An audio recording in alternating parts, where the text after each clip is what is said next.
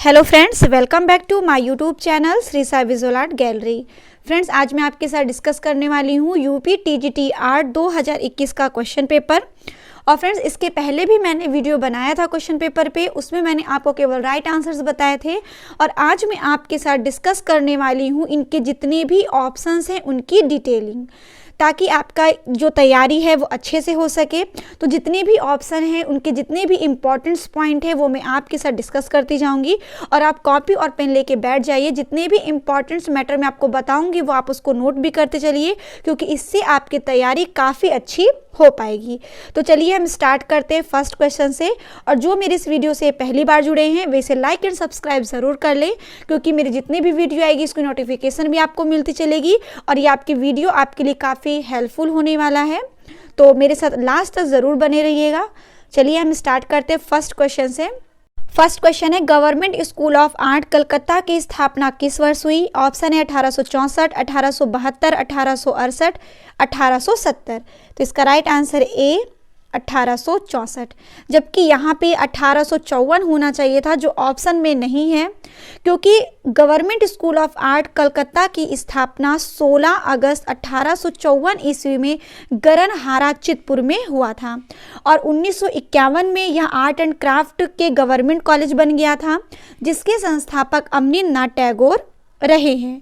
फिर हम बात करें इनके कुछ और इम्पोर्टेंट्स पॉइंट की, तो 1896 से 1905 ईस्वी तक यहाँ के प्रिंसिपल रहे हैं ईवी हेवल, और 1909 से 1915 तक यहाँ के उपप्राचार्य अवनींद्रनाथ टैगोर रहे हैं, और 1928 में मुकुल चंद्र डे यहाँ के प्रिंसिपल बने।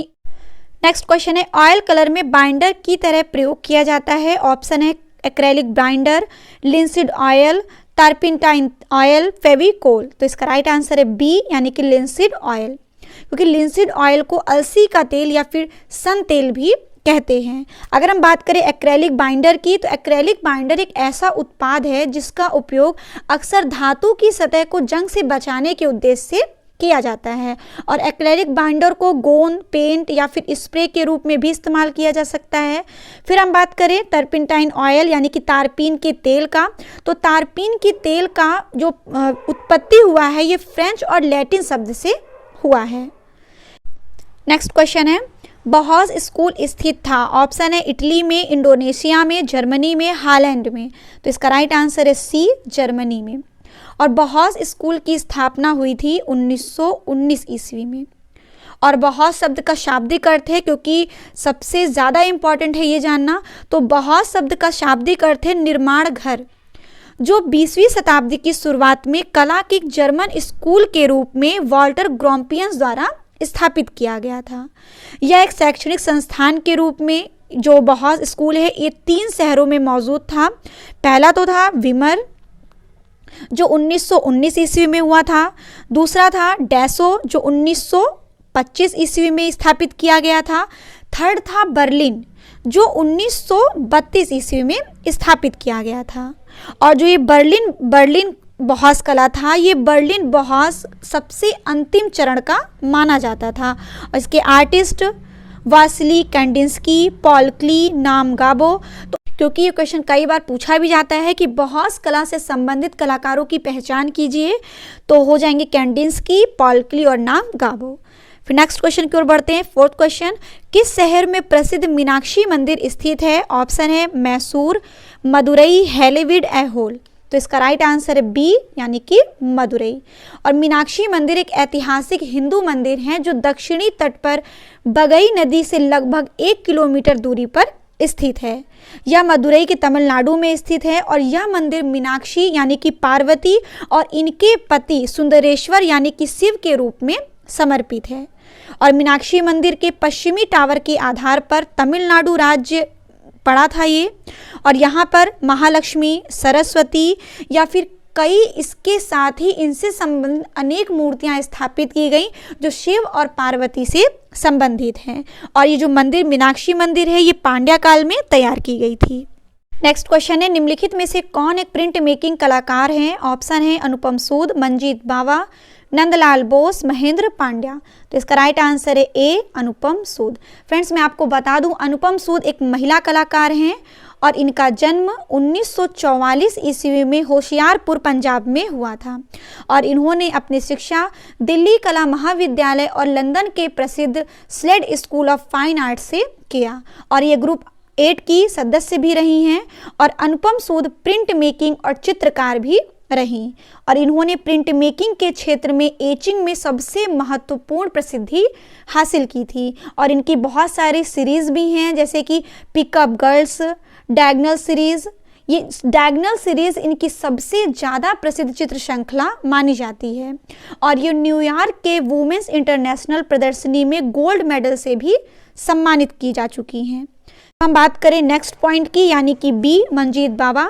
तो इनका जन्म 1941 ईस्वी में पंजाब में हुआ और इन्होंने अपनी शिक्षा दिल्ली कला महाविद्यालय से ग्रहण किया था। और मंजीत बावा ने सेरीग्राफ का भी प्रशिक्षण लिया और साथ ही साथ 1967 से 1971 तक लंदन में इन्होंने सिल्क स्क्रीन प्रिंटिंग पर कार्य किया। और मंजीत बावा ने कुल प्रदर्शनियां लगाई थी 60। इन्होंने ये जो 60 प्रदर्शनी लगाई थी, ये इनकी एकल प्रदर्शनी थी।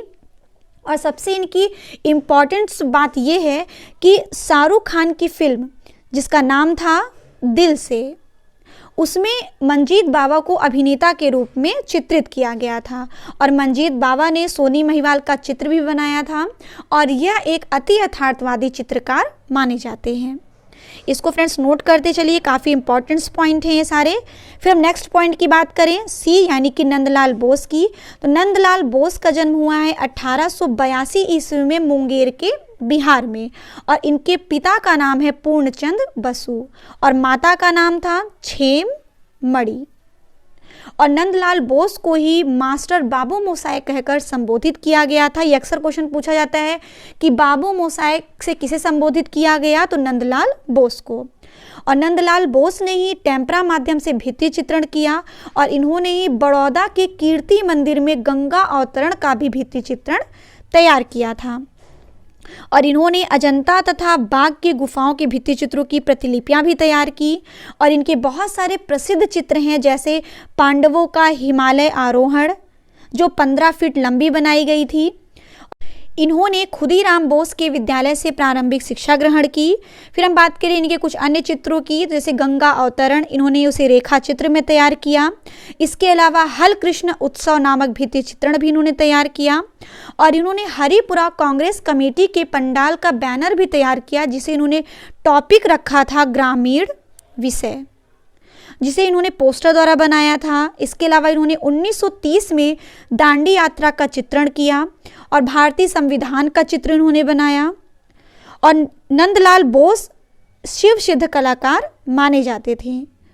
और इनका एक सबसे इम्पॉर्टेंट पॉइंट्स फ्रेंड्स ये है, इसको भी नोट कर लीजिए कि सती के देह त्याग नामक चित्र में इन्हें ओरिएंटल आर्ट कोलकाता की तरफ से 500 रुपये का पुरस्कार मिला। और इनको रविंद्रनाथ भारती द्वारा विश्वविद्यालय द्वारा 1958 में डीलिट की उपाधि भी दी गई थी। उसके बाद इन्हें बीएचयू से 1950 ईस्वी में डीलिट की उपाधि दी गई। और इन्होंने माइकल एंजिलो तथा रैफेल का भी चित्र बनाया था, जो काफ़ी इम्पॉर्टेंट है। माइकल एंजिलो और रैफेल का इन्होंने चित्र बनाया था। और इन्होंने लगभग 10,000 चित्रों का निर्माण किया। और ये पहले ही ऐसे चित्रकार थे जिन पर रंगीन वृत्त चित्र यानी कि डॉक्यूमेंट्री फिल्म बनी थी। और इनके इसके अलावा भी इनके कई चित्र हैं, जैसे कि भीष्म प्रतिज्ञा, शिव का विस्पान, सती का देह त्याग। नेक्स्ट पॉइंट है महेंद्र पांड्या। इनका जन्म 1926 ईस्वी में गुजरात इंदौर जिले में हुआ था। और ये चित्रकार होने के साथ साथ प्रसिद्ध मूर्तिकार भी रहे हैं। और इन्होंने एमएस यूनिवर्सिटी बड़ौदा से मूर्ति कला में बीए की कला शिक्षा ग्रहण किया था। और इन्होंने कांसे, पत्थर, लकड़ी, सीमेंट, धातु की चादर जैसे विभिन्न माध्यमों में इन्होंने कार्य किया। और इन्होंने सबसे ज़्यादा प्रसिद्धि हासिल की थी मूर्ति कला में, जिसमें इनके बहुत सारे प्रसिद्ध मूर्ति हैं, जैसे बुल जिसे इन्होंने ब्रॉन्ज में बनाया था। उसके अलावा इन्होंने बनाया सेपहार्ड जिसे इन्होंने कांसे में बनाया था। उसके बाद इन्होंने एल्यूमिनियम में भी बहुत सारे काम किया। इन्होंने गर्ल प्लेइंग बनाया है, रेस बनाया है। ये सारी इनकी प्रसिद्ध मूर्तियाँ मानी जाती हैं। फ्रेंड्स, ये वीडियो काफ़ी हेल्पफुल होने वाला है, तो प्लीज़ इसे स्किप करके ना देखिए, सारे क्वेश्चंस को अच्छे से देखिए, क्योंकि सारे क्वेश्चंस के मैं इंपॉर्टेंट पॉइंट बताते चलूँगी। और जो मेरे इस वीडियो में पहली बार बने हैं वे इसे सब्सक्राइब कर लें, क्योंकि ऐसे ही इंपॉर्टेंट वीडियो आपको मिलती रहेगी। तो 6 क्वेश्चन है, महात्मा गांधी संस्थान मॉरिशस में किस कलाकार ने म्यूरल बनाए? ऑप्शन है सतीश गुजराल, SH रजा, परेश मैती, मनु पारेख। तो इसका राइट आंसर हो जाएगा ए, सतीश गुजराल। सतीश गुजराल का जन्म 1925 ईस्वी में पंजाब में हुआ था और इन्होंने ही महात्मा गांधी संस्थान मॉरिशस के म्यूरल को तैयार किया। और इन्होंने Mayo school of art Lahore से अध्ययन किया और इनके बड़े भाई का नाम था इंद्र कुमार गुजराल। और ये भित्ति चित्रण के लिए काफ़ी निपुण माने जाते थे, क्योंकि सतीश गुजराल ही भित्ति चित्रण के लिए काफ़ी फेमस आर्टिस्ट माने जाते हैं। और इन्होंने भित्ति चित्र संसद भवन में लाला लाजपत राय में तैयार किया और मौलाना अब्दुल कलाम का इन्होंने मिर्जा गालिब चंडीगढ़ के विधानसभा में अनेक भित्ति चित्रण तैयार किया। और इन्होंने 1960 में ही कोलाज तथा म्यूरल बनाया था और इन्हें सबसे ज़्यादा प्रसिद्धि चित्रकार के साथ साथ मिली ही, इसके अलावा इन्हें सबसे ज़्यादा प्रसिद्धि मिली थी भित्ति चित्रकार के रूप में। और इन्होंने वास्तुशिल्प के क्षेत्र में बेल्जियम सरकार ने इन्हें ऑर्डर ऑफ क्राउन की उपाधि दिया और ये नौतांत्रिक कलाकार भी माने जाते थे। और 1952 ईस्वी में जवाहरलाल नेहरू ने इनके 2 चित्र खरीदे थे और इन्होंने अपनी पहली प्रदर्शनी लगाई थी 1954 ईस्वी में। और कहाँ लगाई थी? इंडिया हाउस में लगाया था इन्होंने। फिर हम बात कर लें इनके कुछ प्रमुख चित्रों की, तो इन्होंने विलाप बनाया है, शक्ति व गणेश, काला चांद, मोहनजोदड़ो संस्कृति, सेलिब्रेशन जो सबसे फेमस इनकी मानी जाती है। इसके अलावा इन्होंने कुछ मूर्तियां तैयार की, जैसे मेडिटेशन, हॉर्स, ये इनकी मूर्तियां हैं। नेक्स्ट ऑप्शन है बी, यानी कि सैयद हैदर रजा। इनका जन्म हुआ था 1922 ईस्वी में MP में। और सैयद हैदर रजा के नागपुर के पहले गुरु हैं ओठले। इसे नोट कर लीजिए, काफ़ी इम्पॉर्टेंट है। ये है नागपुर के पहले गुरु ओठले और इनके कला गुरु हैं देव लालीकर। और ये पैक ग्रुप के सदस्य माने जाते हैं और ये पैक ग्रुप के ऐसे सदस्य हैं जो पेरिस में जाकर बस गए थे। और इन्होंने अपनी कला की शुरुआत दृश्य चित्रों यानी कि लैंडस्केप से किया था और इन्होंने महिला चित्रकार जन्नी मौजिला से विवाह किया था। और इनके हम प्रसिद्ध चित्र की बात करें तो इनका सबसे प्रसिद्ध चित्र है बिंदु बीज मंत्र, जो ओशियन की नीलामी में 68 लाख की बिकी थी। 68 लाख। और इनका चित्रण माध्यम जल और एक्रेलिक रंग रहा है। और इनका चित्र एक और है, सबसे प्रसिद्ध है राजपुताना, जिसे क्रिस्टो की नीलामी में 1 करोड़ में चंदराम चंदानी ने खरीदा था। और इनकी सबसे प्रसिद्ध चित्र श्रृंखला है राजस्थान चित्र श्रृंखला। और ये इन्हें पैक ग्रुप के यानी कि प्रोग्रेसिव आर्टिस्ट ग्रुप के बिंदुवादी कलाकार माना जाता है। और इन्हें 1981 ईस्वी में पद्मश्री पुरस्कार से नवाजा गया था। इसके अलावा इनके कुछ चित्र जैसे कश्मीर की गली, तृष्णा, इनकी तृष्णा पेंटिंग 1 करोड़ रुपए में बिकी थी। फिर नेक्स्ट पॉइंट की हम बात करें परेश मैती की, तो परेश मैती का जन्म 1965 ईस्वी में हुआ था। ये भारतीय चित्रकार थे।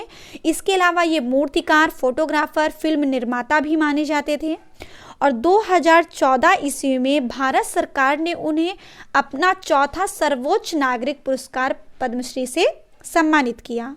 और इन्होंने अपनी शिक्षा MSA कॉलेज ऑफ आर्ट नई दिल्ली से ग्रहण किया। और इन्होंने भारत में सबसे लंबी पेंटिंग जो 850 फीट से भी अधिक थी वो इन्होंने चित्रित किया था। नेक्स्ट है मनु पारेख। मनु पारेख का जन्म 1939 ईस्वी में अहमदाबाद गुजरात में हुआ और इन्होंने अपनी कला शिक्षा JJ स्कूल ऑफ आर्ट से ग्रहण किया था। और ये अहमदाबाद में ही स्टेट डिज़ाइनर का भी इन्होंने कार्य किया।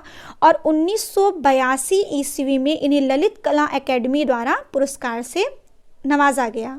और भारत सरकार ने इन्हें 4थे सबसे बड़े नागरिक सम्मान यानी कि पद्मश्री से सम्मानित किया। अब नेक्स्ट क्वेश्चन की ओर बढ़ते हैं। नेक्स्ट क्वेश्चन है, इनमें से किस चित्रकार का ओलियोग्राफ से संबंध है? ऑप्शन है राजा रवि वर्मा, नंदलाल बोस, अवनींद्रनाथ टैगोर, गणेश पाइन। तो इसका राइट आंसर हो जाएगा ए, यानी कि राजा रवि वर्मा। फ्रेंड्स, राजा रवि वर्मा के बारे में तो सभी को पता होगा क्योंकि काफ़ी फेमस आर्टिस्ट ये रहे हैं राजा रवि वर्मा। इनका जन्म 1848 ईस्वी में केरल के किलीमन्नूर ग्राम में हुआ था और इन्हें ही भारतीय चित्रकला के इतिहास का पितामह माना जाता है। और राजा रवि वर्मा की पत्नी का नाम पुरोत्ता नीलाल था और इनकी बहन का नाम है मंगला, जो एक पोर्ट्रेट चित्रकार है, यानी कि छवि चित्रकार। और इनके भारतीय कला गुरु अलागिरी नायडू थे और जो अलागिरी नायडू हैं ये मैसूर के चित्रकार माने जाते हैं और इन्होंने सर्वप्रथम तैल चित्रण सीखा था अलागिरी नायडू से ही। और इन्होंने भारत में सबसे पहले टेम्परा रंग से ही प्रयोग किया था, जिसमें इनके हम चित्रों की अगर हम बात करें तो इनके चित्र जो थे वो धार्मिक व पौराणिक विषयों से संबंधित रहा है। और इन्होंने ओलियोग्राफ में सबसे अधिक कार्य किया था। इन्होंने ओलियोग्राफ प्रेस भी खोला था 1894 ईस्वी में। इन्होंने यूरोपीय शैली के आधार पर भी भारतीय विषयों का चित्रण बहुत सारा किया था। और इनके कुछ प्रसिद्ध चित्रों की हम बात कर लेते हैं, जैसे कि नायर महिला बालों को चमेली के हार से गुथते हुए, जिसपे गवर्नर द्वारा इन्हें स्वर्ण पदक प्राप्त हुआ। फिर सरपत बजाती, तमिल युवती, जटायु वध, शकुंतला गंगा, सत्यवादी हरिश्चंद्र, वामन अवतार। इसके अलावा इन्होंने लक्ष्मी विलास को सजाने के लिए 14 चित्र बनाए थे। और सबसे इनका जो मेन पॉइंट है ये है कि इनको केसरी हिंद की उपाधि से नवाजा गया, क्योंकि ये क्वेश्चन अक्सर पूछा जाता है कि केसरी हिंद की उपाधि किसे दी गई, तो राजा रवि वर्मा को। और तैल पद्धति का आविष्कारक भी इन्हें ही माना जाता है। फिर हम बात करें नेक्स्ट पॉइंट की, नंदलाल बोस। तो नंदलाल बोस के बारे में जस्ट मैंने अभी पहले आपको बताया है। Next point, Abanindranath Tagore. अवनींद्रनाथ टैगोर का जन्म 1871 ईस्वी में जोड़ा सांको पश्चिम बंगाल में हुआ था। इनके पिता का नाम गुणेंद्रनाथ टैगोर, इनके चाचा हैं रविंद्रनाथ टैगोर, ज्योतिन्द्रनाथ टैगोर और सत्येंद्रनाथ टैगोर। और इनके हम भाई की बात करें तो इनके भाई का नाम है गगनेंद्रनाथ टैगोर। ये सारे कॉन्सेप्ट को एकदम क्लियर कर लीजिए कि इनके भाई का क्या नाम है और चाचा का क्या नाम है। तो इनके भाई का नाम है गगनेंद्रनाथ टैगोर, जिनका जन्म 1867 ईस्वी में हुआ था। और इनके चाचा का नाम है रविंद्रनाथ टैगोर, जिनका जन्म हुआ है 1861 ईस्वी में। इनके कला गुरु गिल्हार्डी, चार्ल्स पामर, ओकाकुरा रहे हैं। और इन्होंने वॉश पद्धति हिसिदा तथा ताइकान से सीखा था। और हम अवनींद्रनाथ टैगोर की कुछ पुस्तक की बात करें तो इनकी पुस्तक है the introduction to Indian artist anatomy. इसके अलावा षडांग पुस्तक के लेखक ये रहे हैं। इसके अलावा इन्होंने ग्रंथ तैयार किया अल्पना। फिर हम इनकी बात करते हैं कुछ चित्र श्रृंखलाओं की, तो इनकी चित्र श्रृंखला है मुगल, बुद्ध चरित्र, कृष्ण चरित्र, उमर खैयाम, लैला मजनू। ये सारे इनके चित्र हैं। और अवनींद्रनाथ टैगोर ने एक वॉश पद्धति में चित्र तैयार किया था भारत माता, जो 1905 ईस्वी में तैयार की गई थी। इनकी काफ़ी फेमस पेंटिंग ये मानी जाती है, क्योंकि जल रंग के जन्मदाता ही अवनींद्रनाथ टैगोर को माना जाता है। फिर हम नेक्स्ट पॉइंट की बात करें गणेश पाइन की, तो गणेश पाइन का जन्म 11 जून 1937 ईस्वी में हुआ था। इनका जन्म कोलकाता में हुआ और ये भारतीय चित्रकार और ड्राफ्टमैन थे। इन्होंने अपनी कला शिक्षा government college of art and craft से ग्रहण किया और गणेश पाइन को ही केरल सरकार द्वारा राजा रवि वर्मा पुरस्कार और साथ ही 2011 में इंडियन चैम्बर ऑफ कॉमर्स द्वारा लाइफ टाइम अचीवमेंट पुरस्कार भी दिया गया। और 1998 ईस्वी में इन पर एक वृत्त चित्र अ पेंटर ऑफ इलोकेंट साइलेंस बनी, जिसके निर्देशक बुद्धदेव दास गुप्ता रहे। नेक्स्ट क्वेश्चन की हम बात करें 8, क्षितेंद्रनाथ मजूमदार डैश तकनीक में सिद्ध हस्त थे। ऑप्शन है तैल, जल, वॉश, टेम्परा। तो इसका राइट आंसर है सी, वॉश। क्षितेंद्रनाथ मजूमदार का जन्म 1891 ईस्वी में मुर्शिदाबाद बंगाल में हुआ और इन्हें भावों का सम्राट कहा जाता है। और इनके पिता का नाम है केदारनाथ मजूमदार। और अब क्षितिन्द्रनाथ मजूमदार के गुरु हैं अवनींद्रनाथ टैगोर, और इन्होंने अपने चित्रण के कार्य को वॉस पद्धति और टेम्परा माध्यम में किया था। और इनके चित्रों का विषय वैष्णव यानी कि राधा कृष्ण एवं चैतन्य पर आधारित रहा है। हम इनकी प्रथम चित्र की बात करें तो इनका प्रथम चित्र है ध्रुव की तपस्या, जिसे एक अंग्रेज ने 80 रुपये में खरीदा था। और इन्होंने AU विश्वविद्यालय में शिक्षा ग्रहण किया। अब हम बात कर लेते हैं तैल माध्यम की, यानी कि पहला पॉइंट तैल। ऑयल कलर का उपयोग पहली बार कहाँ किया गया? एशिया में किया गया, वो भी 19वीं शताब्दी में, जिसे अफगानिस्तान में बौद्ध चित्रों के उदाहरणों में देखा गया था। सबसे पहले ऑयल चित्र बौद्ध के भित्ति चित्र में बना, जो 650 ईस्वी में बमियान की गुफा में बनाई गई थी। फिर आगे चलकर पुनर्जागरण के बाद 16वीं शताब्दी में तैल रंग का आविष्कार किया। किसने? जॉन वॉन आइक ने। नेक्स्ट पॉइंट है जल यानी कि वाटर कलर। पूर्वी एशिया में वाटर कलर को ब्रश पेंटिंग या फिर स्क्रॉल पेंटिंग कहा जाता था, और वाटर कलर स्थापित करने का श्रेय 3 अंग्रेजी कलाकार को गया है, जिनमें से पहले नंबर पे हैं पॉल सेंडबाय, जिनका जन्म हुआ 1730 ईस्वी में, और इन्हें ही इंग्लिश वाटर कलर का पिता कहा जाता है। और दूसरे नंबर पे हैं थॉमस गिर्टिन, जिनका जन्म 1775 ईस्वी में हुआ। इन्होंने रोमांटिक परिदृश्य पेंटिंग बनाया।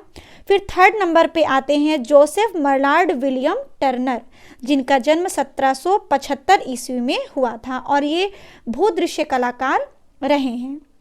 फ्रेंड्स, मैं आपको बता दूं वाटर कलर के बहुत सारे कला संग्रहालय हैं, जैसे कि 1804 ईस्वी में स्थापित किया गया रॉयल वाटर कलर सोसाइटी, जिसके संस्थापक रहे हैं विलियम फ्रेडरिक वेल्स। फिर 1832 ईस्वी में स्थापित किया गया royal institute of painters in water colour, जिसके संस्थापक रहे हैं विलियम कोवेन। फिर नेक्स्ट क्वेश्चन की हम बात करें, क्योंकि वॉस और टेम्परा जल रंग का ही एक भाग होता है, तो नेक्स्ट क्वेश्चन है अर्नेस्ट बिनफील्ड हेवल कौन थे? ऑप्शन है ओपेरा गायक, कला इतिहासकार, पियानो वादक, यूरोप में पुनर्जागरण के कलाकार। इसका राइट आंसर है बी, कला इतिहासकार। अब हम बात कर लेते हैं E.V. हेवल के बारे में। तो E.V. हेवल अंग्रेजी शिक्षक और कला इतिहासकार रहे हैं, और इन्हें ही बंगाल काल का प्रणेता माना जाता है, और पुनर्जागरण के मार्गदर्शक E.V. हेवल और अवनींद्रनाथ टैगोर को रहा है। और E.V. हेवल ने ही 1884 ईस्वी में मद्रास कला विद्यालय में प्रधानाचार्य पद पर कार्य किया। इसके अलावा इनकी बहुत सारी पुस्तक हैं। पवित्र नगर बनारस, जिसे इन्होंने 1905 ईस्वी में तैयार किया था, ये इनकी पहली ऐतिहासिक पुस्तक है।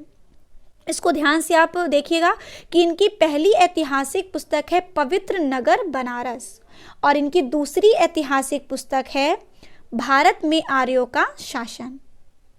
इसके अलावा इनकी अन्य पुस्तक है Indian sculpture and painting, ideas of Indian art, the Bengal pat, Indian architecture, Ajanta fresco, ये सारी इनकी अन्य पुस्तकें हैं। और E.V. हेवल कला इतिहासकार, इसके अलावा अगर हम बात करें कला इतिहासकारों में, तो E.V. हेवल तो कला इतिहासकार हैं ही, इसके अलावा गीता कपूर, M.S. रंधावा, रतन परम्यू, ये 3 कलाकार ऐसे हैं जो कला इतिहासकार भी माने जाते हैं। फिर हम फर्स्ट पॉइंट की बात करें ओपेरा गायक की, तो ओपेरा गायक ये होता क्या है? तो ओपेरा गायक होता है यह पश्चिमी शास्त्रीय संगीत परंपरा का एक महत्वपूर्ण हिस्सा होता है, और इस ओपेरा में थिएटर का एक हिस्सा है जिसे गायकों द्वारा मतलब प्रदर्शन में शामिल किया जाता है, और यह प्रदर्शन आमतौर पर ओपेरा हाउस में ही किया जाता है। फिर हम बात करें यूरोप में पुनर्जागरण के कलाकारों की, तो यूरोप के पुनर्जागरण के कलाकारों में सबसे प्रसिद्ध एक तरीके से माना जाता है जो हाई रिनाशा के हैं, Michelangelo, Raphael, Leonardo da Vinci, Botticelli. तो पुनर्जागरण काल में भी बहुत ऐसे कलाकार हैं जिन्होंने अपने कलाओं के माध्यम से प्रसिद्धि हासिल किया है। फिर हम नेक्स्ट क्वेश्चन की हम बात करें 10, पक्षियों का चितेरा किसे कहा जाता है? ऑप्शन है राम गोपाल विजयवर्गीय, भवानी शंकर शर्मा, कृपाल सिंह शेखावत, देवकी नंदन शर्मा। तो इसका राइट आंसर हो जाएगा डी, यानी कि देवकी नंदन शर्मा। इन्हें ही पक्षियों का चितेरा कहा जाता है। हम इनकी अगर बात करें तो इनका जन्म 17 अप्रैल 1919 ईस्वी में राजस्थान के अलवर जिले में हुआ था। इन्होंने राजस्थान के महाराजा स्कूल ऑफ आर्ट में शैलेंद्र नाथ डे से कला शिक्षा ग्रहण किया था और बाद में इन्होंने शांति निकेतन में विनोद बिहारी मुखर्जी, नंदलाल बोस जैसे कलाकारों से इन्होंने क्या सीखा? टेम्परा माध्यम। टेम्परा के साथ इन्होंने वॉश पद्धति भी सीखा और पक्षियों में इन्होंने बहुत सारे चित्रों को बनाया, जैसे कि मोर, कबूतर, कोयल, बुलबुल आदि। ये बहुत सारे चित्र इन्होंने पक्षियों में बनाया था, इसीलिए इन्हें कहा जाता है पक्षियों का चितेरा।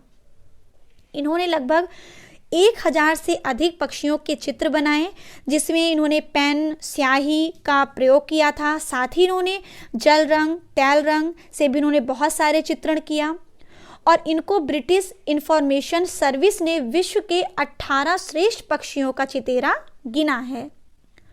और फ्रेंड्स, इनकी मृत्यु हो जाती है 24 अप्रैल 2005 में। अब हम बात करें नेक्स्ट पॉइंट की, यानी कि राम गोपाल विजय वर्गीय। इनका जन्म 1905 ईस्वी में हुआ था और ये भारतीय चित्रकार होने के साथ साथ कवि भी थे, लेखक भी थे और इन्होंने अपनी कला शिक्षा जयपुर के महाराजा स्कूल ऑफ आर्ट से प्राप्त किया और ये वहीं के प्रिंसिपल थे। कौन? असित कुमार हल्दर। कृपाल सिंह शेखावत, इनका जन्म 1922 ईस्वी में हुआ था और ये जयपुर के ब्लू पोट्री के लिए काफ़ी प्रसिद्ध थे। यह प्रसिद्ध शिल्पकार माने जाते हैं और इन्होंने अपनी शिक्षा शांति निकेतन से ही प्राप्त किया था। नेक्स्ट क्वेश्चन है, पैलेट का प्रयोग में किया जाता है। ऑप्शन है डिजाइन, चित्रकला, मूर्तिकला, टेक्सटाइल। तो इसका राइट आंसर है बी, यानी कि चित्रकला। फिर नेक्स्ट क्वेश्चन है 12, निम्नलिखित में से दिल्ली में स्थित त्रिवेणी कला की संगम की स्थापना किसने की थी?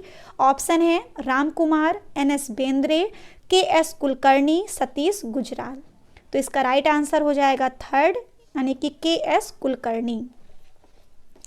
KS कुलकर्णी का पूरा नाम है कृष्ण श्यामराव कुलकर्णी और इनका जन्म 1918 ईस्वी में बेलगांव, पूना, महाराष्ट्र में हुआ था और इन्होंने अपनी स्कूली शिक्षा JJ school of art Mumbai से ग्रहण किया और इन्होंने दिल्ली में स्थित त्रिवेणी कला संगम की स्थापना किया और साथ ही इन्होंने 1945 ईस्वी में यहाँ के सदस्य घोषित किए गए और इन्होंने 1974 से 1976 तक ललित कला अकेडमी दिल्ली के अध्यक्ष रहे हैं और ये ग्राफिक कार यानी कि छापाकार, चित्रकार और मूर्तिकार में काफ़ी प्रसिद्ध थे। फिर हम इनके प्रमुख चित्रों की बात करें तो इनके प्रमुख चित्रों में अंतिम भोज, खेल, बैल, श्रृंगार, मास्क, मोतीलाल नेहरू आदि इनके प्रसिद्ध चित्र रहे हैं। फिर हम नेक्स्ट पॉइंट की बात करें, यानी कि राम कुमार का जन्म 1924 ईस्वी में शिमला में हुआ और इनके कला गुरु हैं सैलोज मुखर्जी और ये प्रसिद्ध कहानीकार, कला समीक्षक, चित्रकार भी रहे हैं और 1971 में इनको पद्मश्री पुरस्कार से नवाजा गया। हम बात करें इनकी प्रसिद्ध चित्र श्रृंखला की तो इनकी प्रसिद्ध चित्र श्रृंखला है बनारस चित्र श्रृंखला और ये दिल्ली शिल्पी चक्र के सदस्य भी रहे हैं। इसके अलावा इनके अन्य चित्र हैं अलविदा, दुल्हन, अतीत, उड़ान, परिवार, नगर, खंडहर, घाट और शहर आदि। नेक्स्ट क्वेश्चन है कंथा टेक्सटाइल का लोक रूप है या कहाँ से है? ऑप्शन है उड़ीसा, बिहार, बंगाल, आंध्र प्रदेश। तो इसका राइट आंसर है सी, यानी कि बंगाल। इसके अलावा अगर हम बात करें उड़ीसा की तो उड़ीसा में सबसे प्रसिद्ध है झोती पटचित्र शैली। उसके अलावा बिहार में है मधुबनी, सबसे प्रसिद्ध है। इसके अलावा वहाँ पे बहुत सारी लोक कलाएँ जैसे कि गोदना, अपहन, ये सारी वहाँ की लोक कलाएँ हैं। फिर हम बात करें आंध्र प्रदेश की तो आंध्र प्रदेश में सबसे प्रसिद्ध है कालमकारी। नेक्स्ट क्वेश्चन है कांगड़ा चित्र शैली का प्रमुख चित्रकार कौन था? ऑप्शन है बसावन, गोवर्धन, मौलाराम, मंसूर। तो इसका राइट आंसर है सी, मोलाराम। नेक्स्ट क्वेश्चन है 15, मोहनजोदड़ो की नर्तकी कहाँ पर संग्रहित है? ऑप्शन है राष्ट्रीय संग्रहालय नई दिल्ली, भारत कला भवन वाराणसी, पटना संग्रहालय पटना, मथुरा संग्रहालय मथुरा। तो इसका राइट आंसर है ए, राष्ट्रीय संग्रहालय नई दिल्ली। और जो मोहनजोदड़ो की नर्तकी बनाई गई है यह राष्ट्रीय संग्रहालय नई दिल्ली में स्थित है, जो तैयार की गई थी कांसे से। और हम बात करें ऑप्शंस की, यानी कि राष्ट्रीय संग्रहालय नई दिल्ली की, तो इसकी स्थापना हुआ है 15 अगस्त 1949 ईस्वी में।